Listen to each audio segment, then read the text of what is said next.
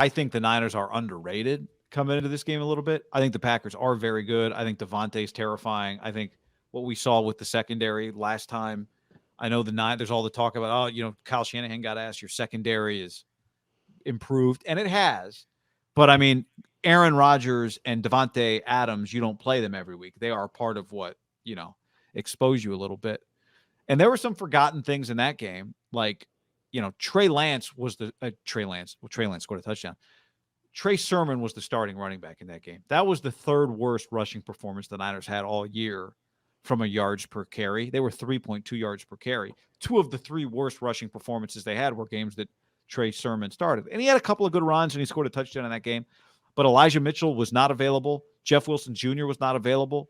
Debo was still a month and a half away from, becoming a wide back. Is that what you call? That what he called himself? A wide. I mean, he ran the ball a couple times on end arounds there, but it was different. So I think that's the first reason the Niners are a little underrated this week. Their run game is much better than it was then. They lose Saturday night if they rush for 6-7 yards, right? They don't have a shot. They have to be this version of themselves. And the Packers are not a great run stopping team. I think the other thing, Bosa was big in that game, even though he didn't get a sack. He was everywhere. The Niners' ability to rush the passer has just, I think, gotten better and better and better every week, it feels like. So I think the Packers are probably better. As of right now, he's no lock. Even Kyle's like, they ask him, he's like, I think he'll be ready, but you never know with concussion. You just do not know. No. That would be a major blow if he's not able to clear. It would be. Clearly, but I'm just saying, that would be. It's one thing, the momentum of a game like last week. If you said Nick Bosa's not able to play, I'd be like, that's tough. Somebody in the chat, a couple people in the chat are saying Ayuk was in the doghouse. Watch the game. I don't know I didn't even bother with the box score. Ayuk made some impactful plays in that game, the first game. 4 for 37 and a touchdown. Yeah, and he made a couple. He made a big third down catch, so he was good in that game.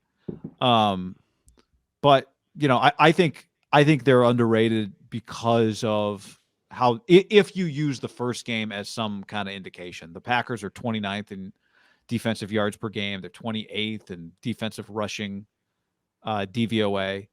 Sorry, 29th in defensive yards per carry per game. So it's not their strength.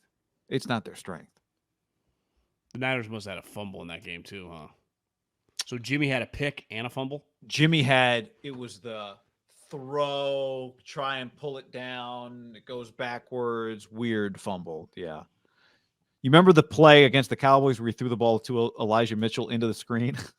He had a similar play. It was different, but air mails a ball to Debo as the defender's bearing down, and Debo's 8 yards behind the line of scrimmage.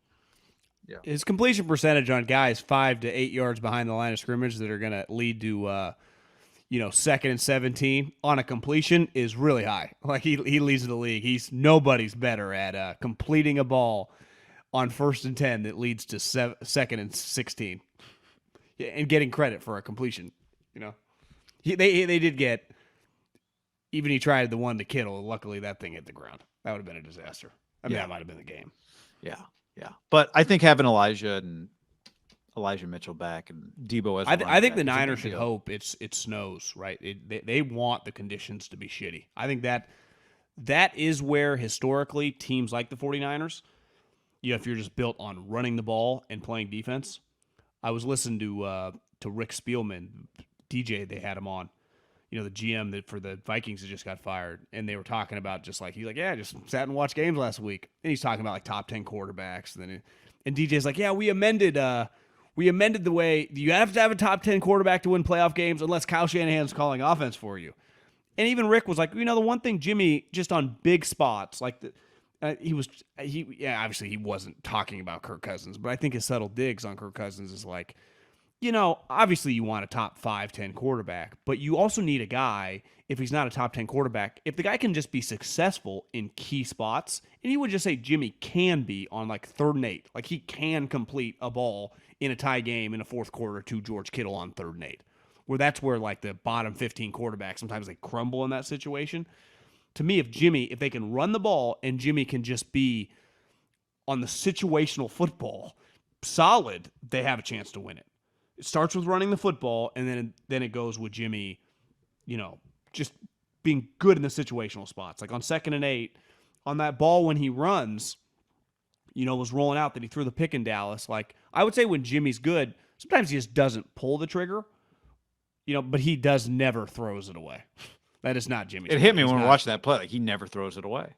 He's not a throwaway quarterback. Usually the ball's out of his hands, too. He's not normally in that spot, just like hanging out by the numbers, right? Rolling out. The ball's usually out, or he gets sacked.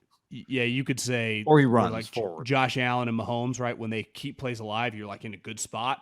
I would say the longer Jimmy has to keep the play alive, it's when it gets scarier, right? When he's kind of scrambling and pointing, you're like, oh, God. Yeah. We sure everyone's doing? Kyle's just like, throw the ball to the ground. That's where, to me, and you're not, Leopard doesn't change his spots, right? Jimmy's a 30-year-old veteran now.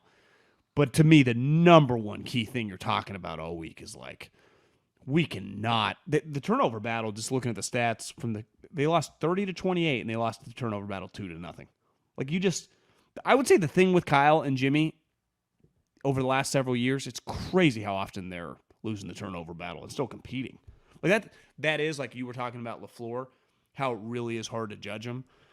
Like, he has this guy who's like one of the greatest quarterbacks ever who literally does not turn the ball over at all. Best in the league. Of like all time.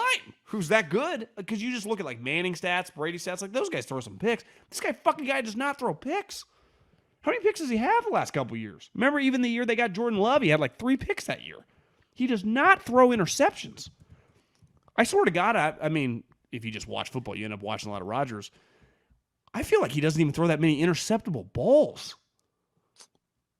He's thrown this year 4, last year 5. He's thrown double-digit interceptions twice in his career, not since 2010. That was the last time he did it. So since LaFleur's been there, he's 4-5-4. He's thrown 8. What's 8 plus 5? 13. How many picks did Jimmy Garoppolo have this year? Probably 13. Yeah. So Aaron Rodgers in the last 3 years has thrown 13 interceptions.